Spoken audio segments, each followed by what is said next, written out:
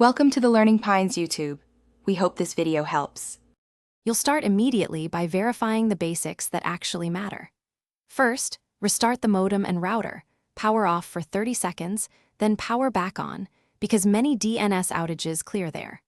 Once done, toggle airplane mode in settings network and internet to reset adapters quickly, then open command prompt as administrator.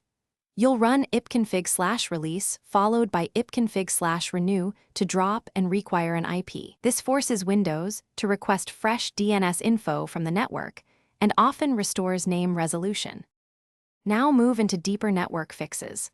Flush Windows DNS cache with ipconfig/flushtons and immediately test resolution by pinging a domain like Google. Com to see if names resolve. If that fails, reset the network stack with netch int IP reset and netch winsock reset, then restart your PC to apply those changes.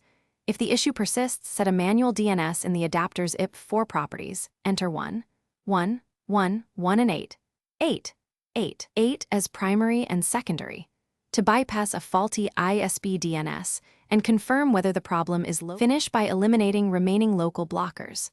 Turn off VPN clients and temporarily disable third-party firewalls or security suites because they can intercept DNS requests.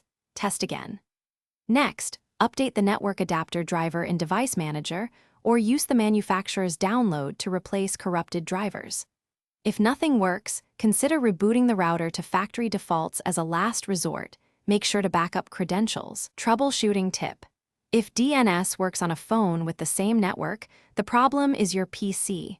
Focus on drivers and Windows network settings. Thanks for watching.